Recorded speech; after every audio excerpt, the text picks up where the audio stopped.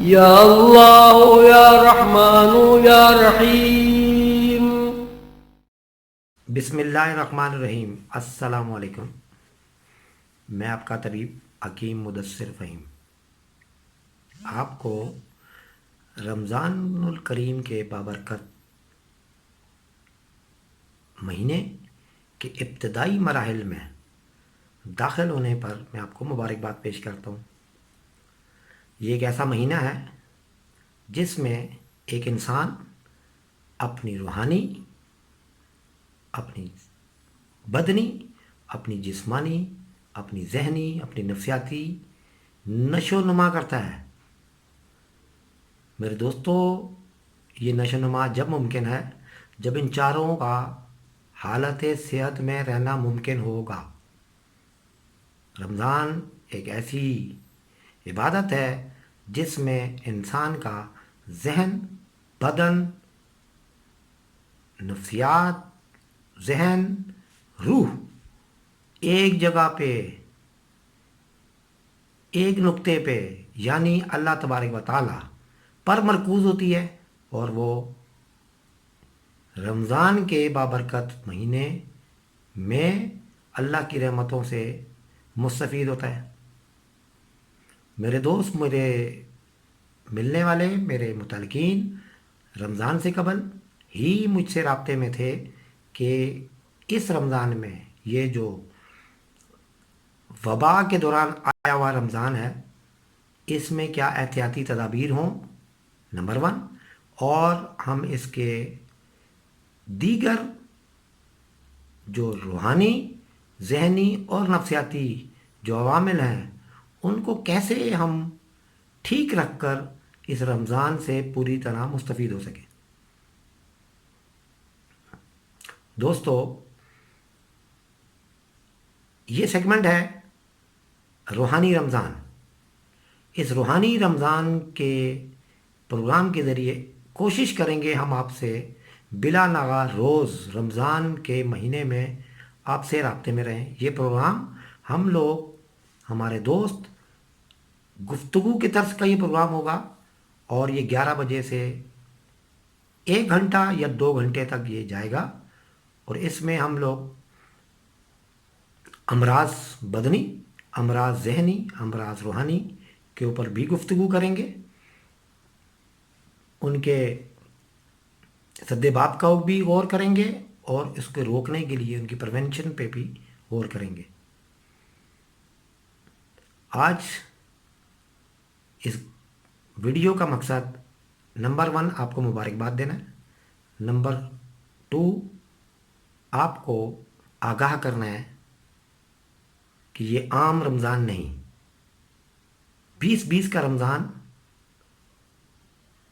یہ گزشتہ رمضانوں سے ذرا مختلف ہے، کیونکہ اس میں 3 عوامل اکٹھے ہیں۔ سب سے پہلے کہ ہم عام زندگی، عام لائف سٹائل، عام کھانے سے ہٹ کر رمضان میں آنے والے ہیں، جس میں ہمارے اوقات بدلیں گے، کھانے پینے کے، کھانے پینے کی اشیاء بدلیں گی، ہماری بدنی حرکات کی معمولات تبدیل ہوں گے، ہماری ذہنی اور نفسیاتی حالات بدلیں گے۔ نمبر 2، ہم ایک ایسے حالات میں کھڑے ہیں جس کو وبائی حالت کہہ رہے ہیں۔ اس وبائی حالت کی جو ضرورت ہے، اس کی جو ڈیمانڈ ہے، وہ ہے آپ کے اندر قوت مدافعت کا ہونا۔ اس قوت مدافعت کے لیے ہم نے کن چیزوں پہ عمل کرنا ہے؟ ان چیزوں پر عمل کرنا ہے جس سے ہماری قوت مدافعت کم نہ ہو، نمبر 1، اور نمبر 2 جس سے ہماری قوت مدافعت بڑھے۔ تو سب سے پہلے ہم بدنی رمضان کی طرف جاتے ہیں کہ رمضان کے بدنی احکامات اور ضروریات کیا ہیں۔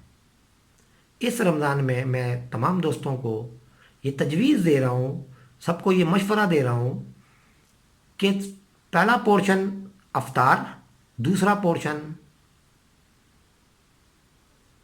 سحر، اور درمیان میں ہے آپ کا وہ وقت جو آپ حالت روزہ میں گزاریں گے۔ سحری میں چکنائیوں سے دور رہیں، زود ہضم ہلکی پھلکی غذا کی طرف رہیں، اور خاص طور پہ وہ شوربہ جات پر مشتمل ہونی چاہیے، مثلا کدو گوشت کا شوربہ، تورئی گوشت کا شوربہ، کسی بھی دال کا شوربہ جو کہ چپاتی کے ساتھ کھایا جائے، پراٹھا استعمال نہ کیا جائے، دیسی گھی بالکل نہ کھایا جائے۔ اس سے ہم جو مقصد حاصل کریں گے، نمبر 1، ایک تو پیٹ میں غیر ضروری بار محسوس نہ ہو، نمبر 2، بدن میں غیر ضروری حرارت کا اجتماع نہ ہو، نمبر 3، بدن میں خشکی نہ بڑھنے پائے۔ اب آ جائیں افطار کی طرف۔ افطار کے اندر ہماری تجویز ہے صرف کھجور کھائی جائے اور پانی پیا جائے، اور اس سے آپ اپنے افطار کو مکمل کریں۔ افطار مطلب روزے کو ختم کرنے کا ایک اعلان ہے۔ افطار ختم کرنے کے لیے کھجور لے لی جائے، پانی پیا۔ کھجور کتنی لینی ہے؟ حسب ضرورت لے سکتے ہیں، حسب خواہش لے سکتے ہیں، حسب برداشت اور استطاعت لے سکتے ہیں آپ۔ جو لوگ شوگر کے مریض ہیں، ذیابطیس کے مریض ہیں، ان کو ہم مشورہ دیں گے کہ وہ کھجور کی جگہ پکوڑا لے سکتے ہیں، مکس سبزی کا پکوڑا، اور ورنہ کھجور اور پکوڑے سے بہتر سب کے لیے وہ ہے سوپ لے لیا جائے۔ سوپ خواہ میگی نوڈل ہی کیوں نہ ہو، جس میں نوڈل کی مقدار کم اور شوربہ جات کی مقدار زیادہ ہو، اس کے کچھ ایک آدھ پیالہ اس کو پی لیا جائے، ساتھ میں پانی پیا جائے، اور وقفہ کر دیا جائے کم سے کم 15 سے 20 منٹ کا۔ اس دوران آپ نماز پڑھیں، واپس آئیں، اس کے بعد آپ مشورہ ہے چائے پئیں، دودھ والی چائے جس میں حسب ذائقہ، حسب منشا، حسب ضرورت دارچینی، ادرک یا سونف کا اضافہ کر لیا جائے، الائچی بھی اس میں ڈالی جا سکتی ہے۔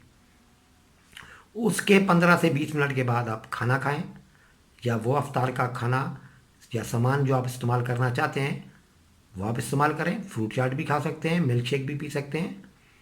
آپ دیکھیں گے کہ آپ کو اس طریقے سے نقصان نہیں دے رہا جس طرح آپ کو وہ دے سکتا تھا۔ اس پورے مرحلے میں آپ نے یہ ذہن میں رکھنا ہے کہ اس مرتبہ شربت بالکل نہیں پینا، اور اس سے ہم کیا مقصد حاصل کرنے والے ہیں کہ نزلاوی رطوبات نہ بڑھیں۔ نزلاوی رطوبات کے بڑھنے کا مطلب ہے ہماری قوت مدافعت کا کمزور ہونا، ہم مختلف امراض میں گھر سکتے ہیں، اور اس میں وبائی مرض کرونا بھی شامل ہے۔ نمبر 2، جسم کی حرارت کو یک لخت وہ معدوم کر دیتا ہے، تو اس لیے ٹھنڈی کوئی چیز استعمال نہیں کرنی، جو بالکیفیت ٹھنڈی ہے وہ بھی نہیں استعمال کرنی، جو باللمس ٹھنڈی ہے وہ بھی استعمال نہیں کرنی، جو چھونے سے ٹھنڈی ہے وہ بھی استعمال نہ کریں، جوسز باقی بھی، لسیاں وغیرہ، اور جو اس کا مزاج ٹھنڈا ہے وہ بھی استعمال نہ کریں۔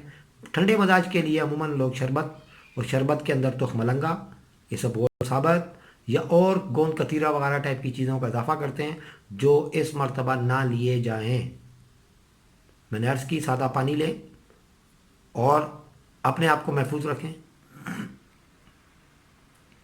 یہ ہو گیا اس کا رمضان کا بدنی اہتمام اور اس کا قیام، اپنا طعام سے متعلقہ اس کی احتیاطیں۔ اب آ جائیں اس پورے عرصے میں سحری سے لے کے آپ افطار تک روزے کی حالت میں ہوں گے، اس کے لیے مشورہ یہ ہے کہ کوئی ایسی جسمانی مشقت والا کام نہ کیا جائے، اپنی موومنٹ، باڈی موومنٹ بہت سوئفٹ رکھی جائے، مطلب سلو اور جماؤ کے ساتھ اس میں حرکت ہو، یک لخت کسی قسم کی کوئی موومنٹ نہ کریں، جس سے آپ غیر ضروری تھکاوٹ کا شکار ہوں گے۔ اپنے اندر ٹھہراؤ پیدا کرنے کے لیے اپنے غصے کو قابو کریں گے۔ بزرگ کہتے ہیں کہ کم کھانا، کم پینا، کم سونا اور کم بولنا عبادت ہے۔ ان چاروں پہ ہم نے عمل کرنا ہے اس مرتبہ۔ میرے کچھ دوست اپنے دفتری اوقات کے درمیان یا ویسے بھی وقت گزاری کے لیے، روزہ گزارنے کے لیے وہ یہ سمجھتے ہیں کہ زیادہ بولنے سے، گپ شپ لگانے سے ان کا روزہ اچھا گزرے گا، لیکن مشاہدہ یہ ہے کہ اس سے آپ ذہنی تھکاوٹ کا شکار ہوں گے، آپ کی انرجی زیادہ برن ہوگی اور آپ کے اعضاء مضمحل ہو جائیں گے۔ ایسا نہ کریں، اپنی گفتگو بھی کم کریں، اپنا ملنا جلنا بھی کم کریں، اپنی حرکات و سکنات بھی کم کریں۔ سستی کا مشورہ نہیں دیا جا رہا، اس کے بدلے ہلکی پھلکی مشق کریں، گھر کے اندر کوئی مصروفیات ڈھونڈیں، اور سب سے اچھی مصروفیت گھر والوں کے ساتھ مل کر ان کے کاموں میں ہاتھ بٹانا ہے۔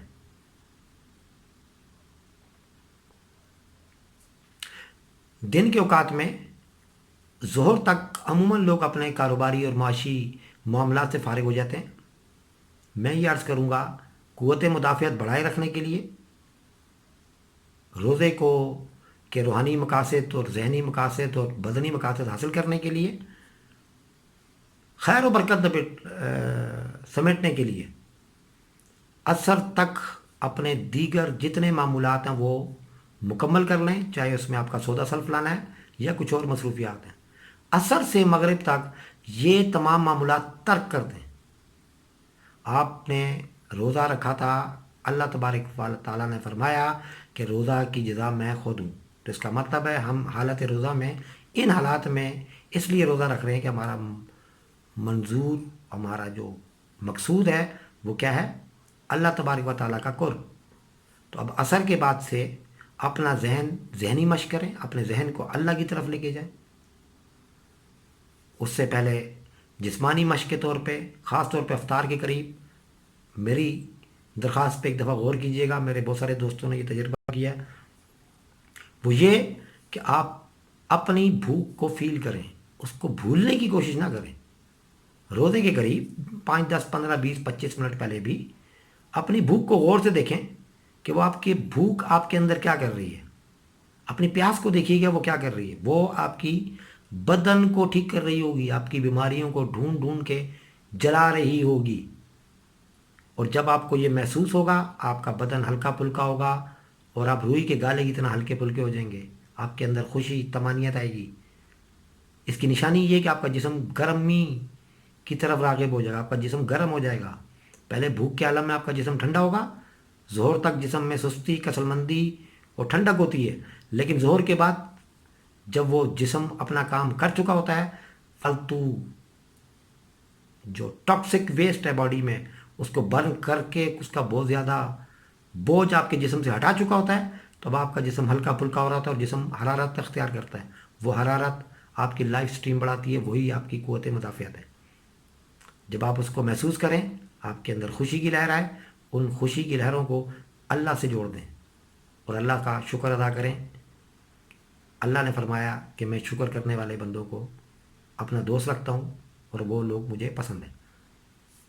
اس دوران اپنے بچوں کے ساتھ بیٹھیں، ہلکا پھلکا ذکر کریں، قرآن پاک کی تلاوت کریں ہلکی آواز میں، اتنی آواز سے جس کو آپ خود سن سکیں، اور اس کے بعد تمام عالمین کے لیے دعا کریں، اپنے ارد گرد کے لیے دعا کریں، اپنی فیملی کے لیے دعا کریں، اپنے دوستوں کے لیے دعا کیجئے، میری بھی دعا کیجئے، میں بھی آپ کے لیے دعا گو رہوں گا۔